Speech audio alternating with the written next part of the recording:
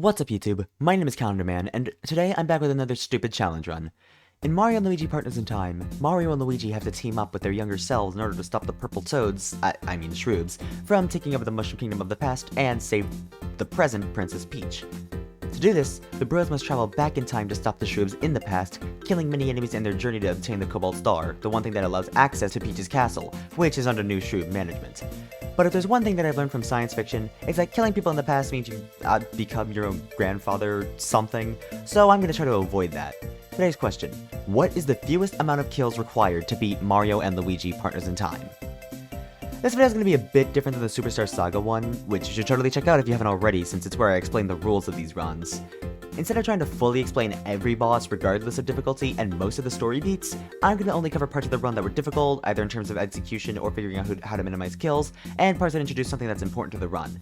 Anywho, with that out of the way, let's go! Okie dokie. The beginning of the game is pretty easy, seeing as you're already meant to be at a low level.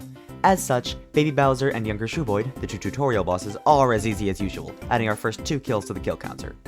After defeating Younger Shrooboid, we make our way to Holly Jolly Village. Unfortunately, as in Superstar Saga, a tutorial shows up to make the kill counter weep.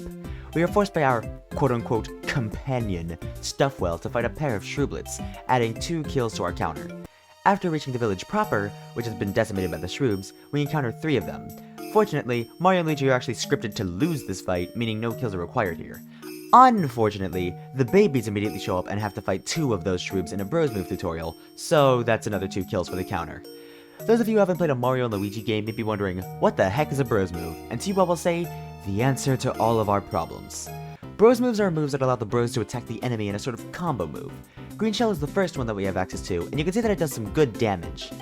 Bros Moves come in the form of items in this game, meaning that we have to either find or buy some to be able to use them in battles.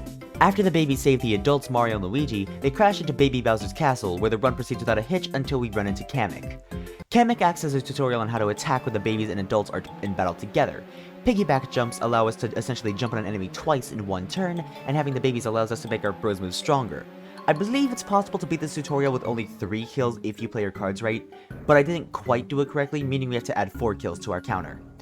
After this tutorial, I immediately encountered another battle by mistake, but don't worry, like in Superstar Saga, the bros can run away from a battle, only losing a few coins in the process. This means that we have a reliable, though kind of expensive, way to avoid non-required enemies. Baby Bowser's Castle is one of the few areas in the Mario and Luigi series to not have a boss at the end, so we head back to the present with a Cobalt Star Shard now in hand. Once back in the present, we are given a badge. Badges work a bit differently than they did in the last game. Superstar Saga's badges increased Mario and Luigi's POW and Bros points. Partners in Time badges, however, don't intrinsically increase stats, but instead have some effect on whoever wears the badge. The badge we just obtained gives us a higher chance to regain any items after battle, which is pretty useful. I was also able to buy the Wallet badge, which causes the bros to lose less coins when running away. The next area, Vim Forest, has no Roblox for this run. Vim Factory, on the other hand, has quite a few things that need to be mentioned.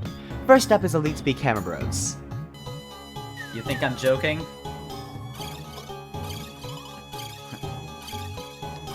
Area restricted. All new intruders to be hacksorted by us elite hammer bros. Yeah, I wasn't joking! The adults Mario and Luigi are taken away by a wooden nose. Again, I'm not joking. Forcing the babies to face the Hammer Bros themselves. The Hammer Bros are pretty easy to kill since it's still the early game. The babies can just use green shells to chip away at the enemy's health and dodge their relatively slow attacks. Or, if you're smart, you can use Fire Flower, which actually damages the Hammer Bros. The game gives you a lot of Fire Flowers during the Vim Forest section, so it should have been obvious that that's the move they wanted me to use, but I'm dumb and I decided to not.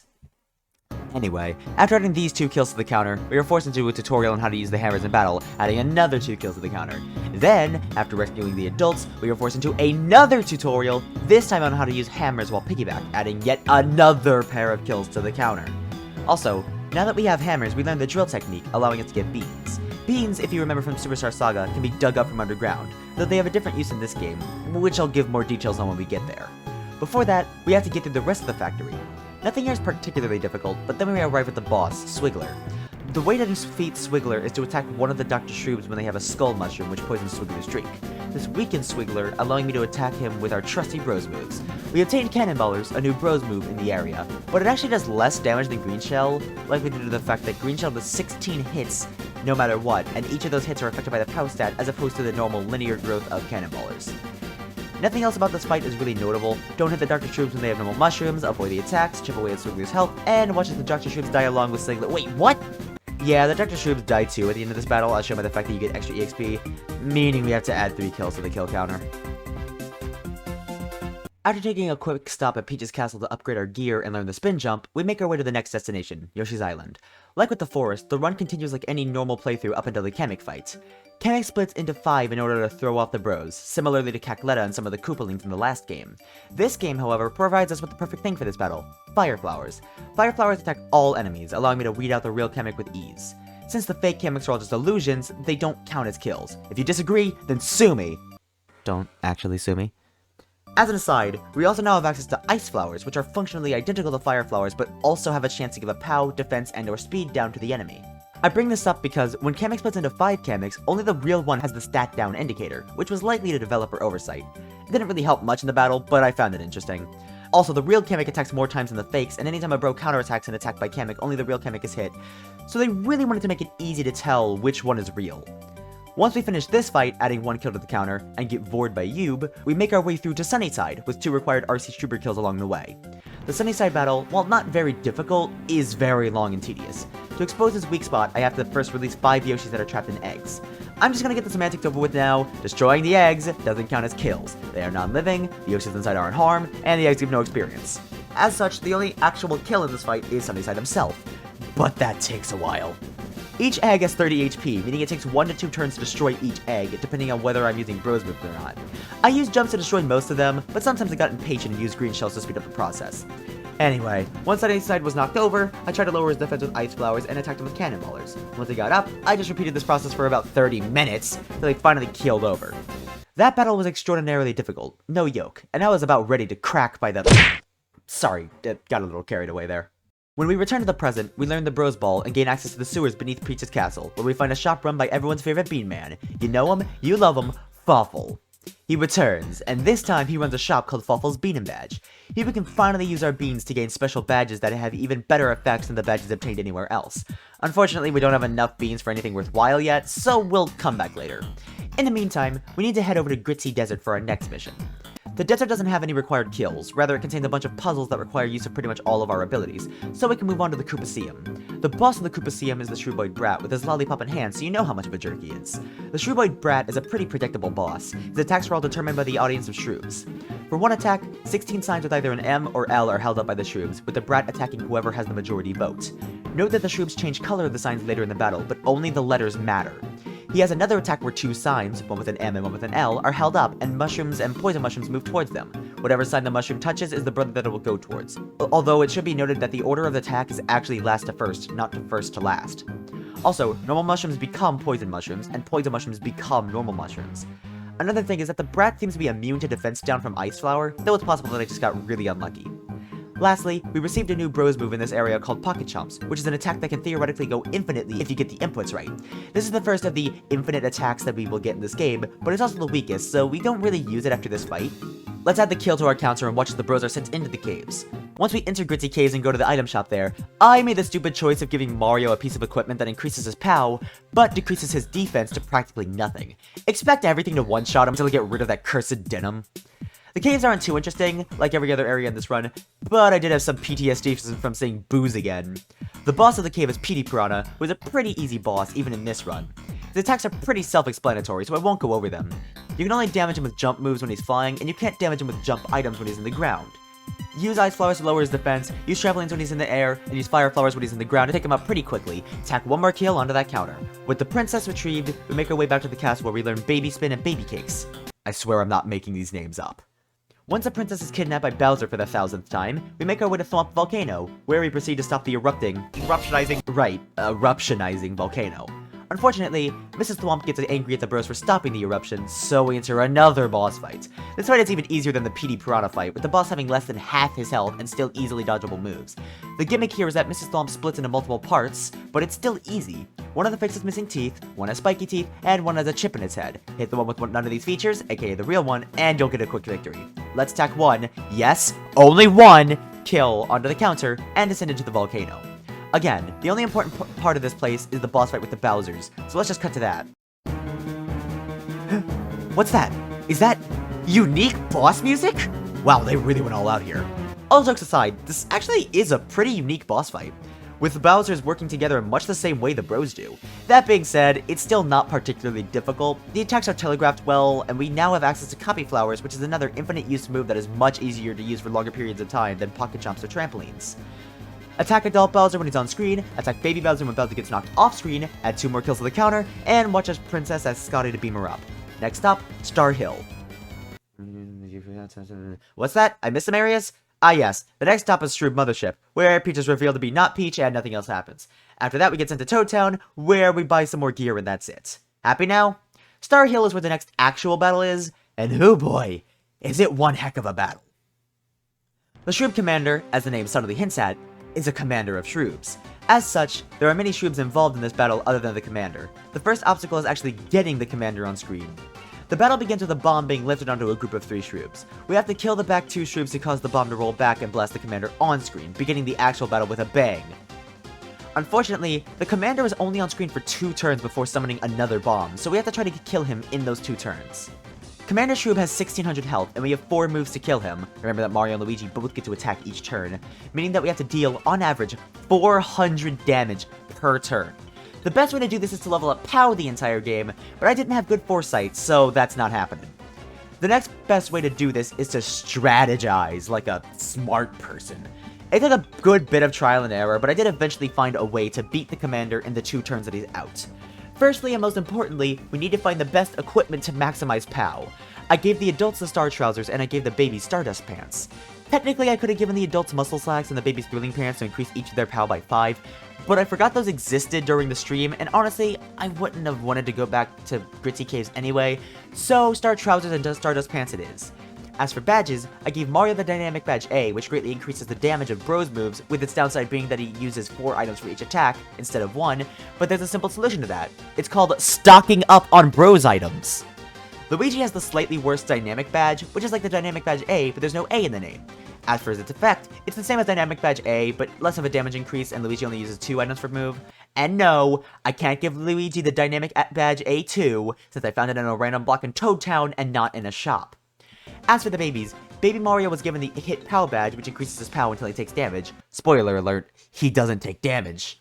Finally, Baby Luigi was given a Lucky badge, which increases his chance for a lucky hit, which does double damage.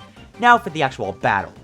Everything I say is assuming Mario is faster than Luigi, but if that somehow isn't the case for you, then this strat should still work, just substitute Mario's turns for Luigi's turns and vice versa. Start by killing one of the 2 required Shroobs with Mario. Do this however you want. On Luigi's turn, use a red pepper to increase everyone's damage. After the Shroob's attack, use Mario's turn to kill the second and consequently the 3rd Shroob to bring the Shroob Commander on screen. I know I said earlier that we only get 4 moves to kill the Shroob Commander, but that was a lie. If we use Mario's turn to kill the last Shroob, then it'll still be Luigi's turn when the commander shows up, allowing a 5th move to be performed. And this 5th move is vital to our strategy. Note that all of these upcoming turns require skill and decent RNG, so I did use save states to prevent even more sanity loss in this run. Sorry folks, but even I'm not stupid enough to try to get good RNG for 5 turns in a row without saving between each one. Anyway, on Luigi's first turn, use Ice Flowers to lower his defense, as well as deal 100-ish damage. For each of the Bros' remaining turns, we use Copy Flowers to do the remaining 1500 damage. We want to aim for a little over 400 damage for the first 2 Copy Flowers. This is because the red peppers we used run out for the last turn, meaning Luigi loses his POW increase. Note that Mario still has a POW up because of Baby Mario's badge.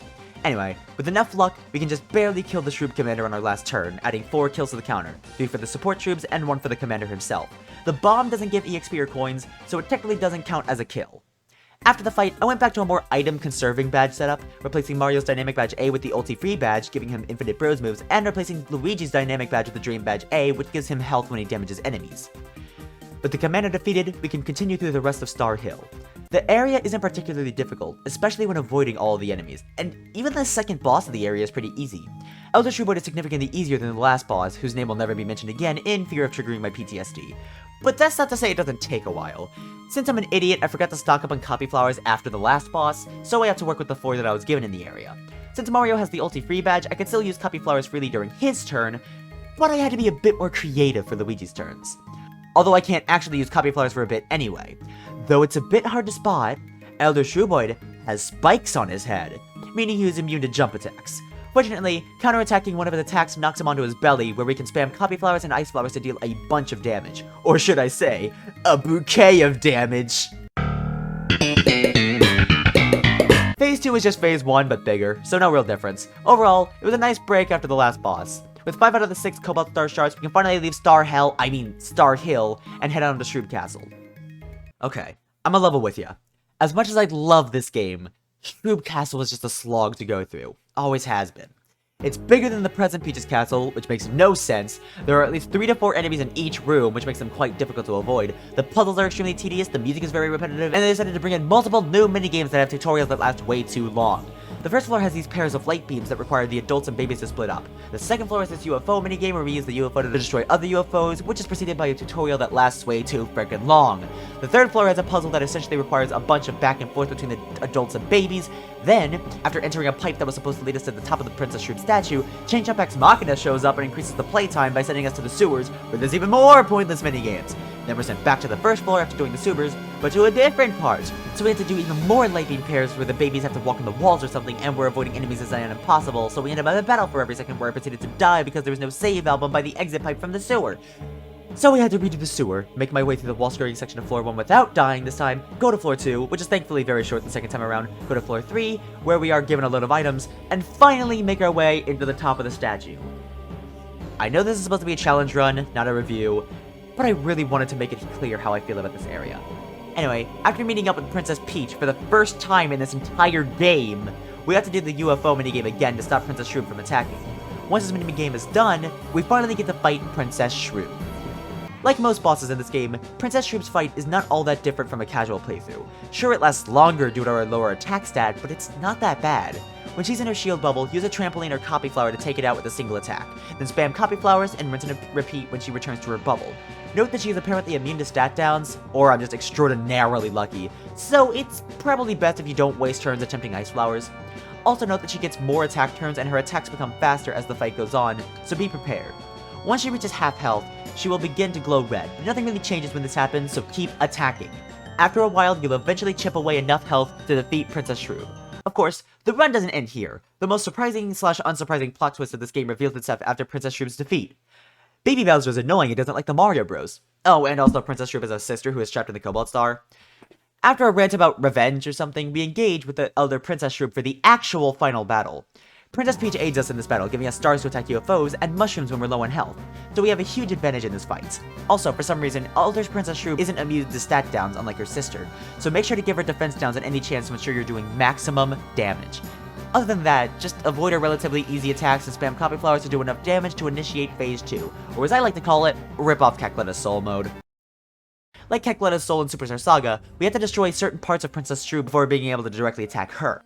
Namely, we have to destroy the legs to reach the crown, then the crown to allow Princess Shroob herself to take damage. We don't have to kill the arms, but killing them does limit her attack pool. Since I used up most of my copy flowers during the younger Princess Shroob fight and the first phase of this fight, I had to change up my strategy a bit. I still used copy flowers on Mario's turn since he has the ulti free badge, but Luigi became more of a support character.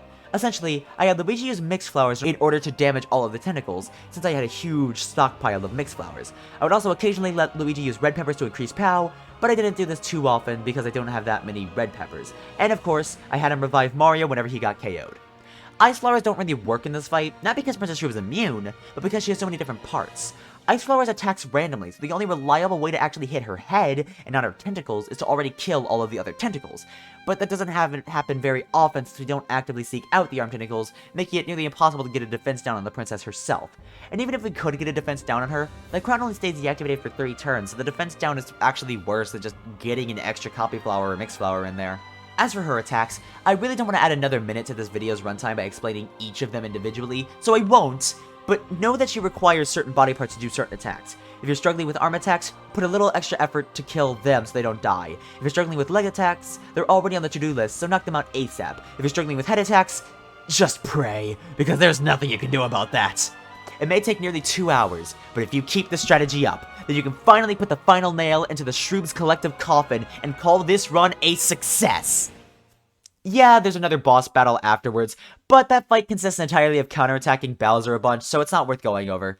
The final kill total is 36, probably enough to circumvent a time paradox. Probably.